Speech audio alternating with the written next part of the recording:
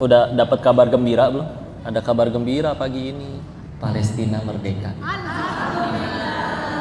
Tadi pagi beres sholat subuh, lihat teman-teman media ya, termasuk Ustadz Muhammad Hussein Gaza, tahu ya, mengumumkan berita resminya yang ngumumin dari pemerintahan Qatar. Mereka resmi untuk melakukan gencatan senjata, yang termasuk di dalamnya ya semua penjajah harus pergi, harus meninggalkan. Pintu perbatasan dari Rafah, Mesir boleh dibuka 2 jalur sehingga akhirnya pembangunan bisa benar-benar total. Kabar gembira kan?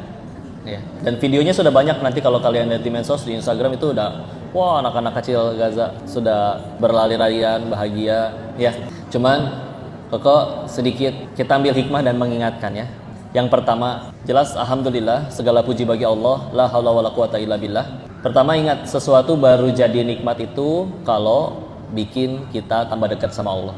Sebagaimana orang naik gaji, uangnya tambah banyak, kapan jadi nikmat? Bukan ketika dia bisa belanja ini itu, tapi ketika pahalanya juga tambah banyak dengan misalkan sedekahnya tambah banyak. Ini juga harus, sebagaimana kita berarti doa ini harus tambah kenceng. Nanti kalau benar-benar dibangun kembali, kita juga bantu lagi. Yang silakan ada harta silakan. Karena yang wafat sudah wafat, nggak bisa untuk hidup lagi, itu nggak bisa.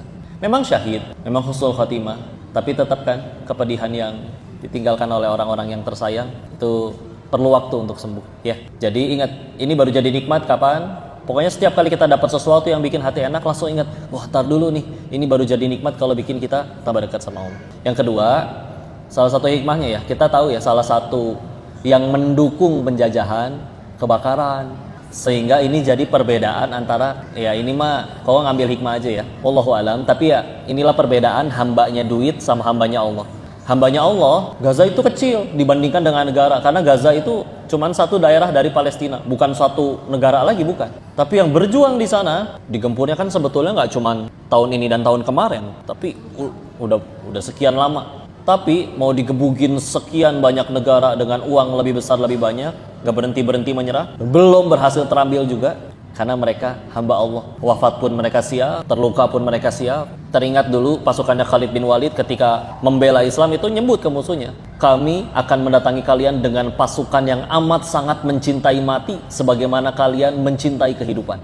Jadi musuh gentar, mereka takut mati. Lihat di mana mereka dulu pasukannya pada pakai popok, ngompol, ketakutan. Pasukan muslim justru kalau bisa pengen wafat, karena yakin sekali dengan janji Allah. Dan mohon maaf ya, namanya peperangan kan perlu budget, betul. Ini mah mungkin cocokologi koko aja, tapi ketika akhirnya kebakaran besar itu terjadi, yang ternyata kerugiannya berkali-kali lipat daripada yang digunakan untuk menjajah, udahan weh tahu-tahu.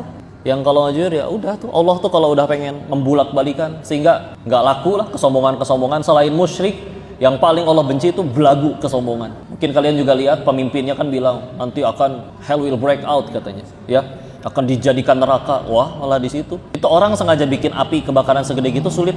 Tapi kalau udah alam, itu luas sekali loh itu kebakarannya. Na'udzubillah min dzalik. Selanjutnya, poin ketiga, hati-hati. Takutnya, ingat tidak, ciri munafik kan ada 3. Jika bicara dia dusta, jika janji dia ingkar, jika diberi amanah dia khianat. Dan penjajah ini udah terbiasa bohong. Takutnya. Gencatan senjata, biar apa? Biar supaya kita beli lagi produk-produk yang dukung mereka. Dapat duit lagi kan? Lalu akhirnya dipakai lagi buat itu. Na'udzubillah.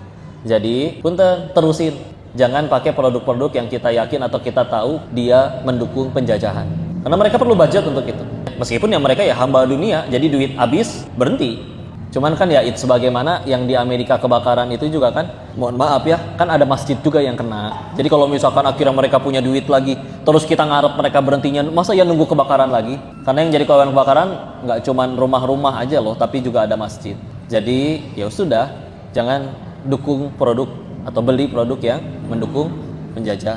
Karena waspada ya, karena mereka di atasnya munafik. Kalau orang munafik aja cirinya tadi 3, salah satunya jika janji mereka ingkar. Karena masih dapat info juga dari teman-teman seperti misalkan Bang Onim yang juga aktivis di sana, orang Indonesia asli. Nama anaknya pun Filin, lucu ya, Filistin Indonesia. Jadi nah, beliau masih info-info berita bahwa tetap masih ada serangan. Karena memang bertahap sih kalau gencatan senjatanya, dan mulai resmi berlakunya 19 Januari.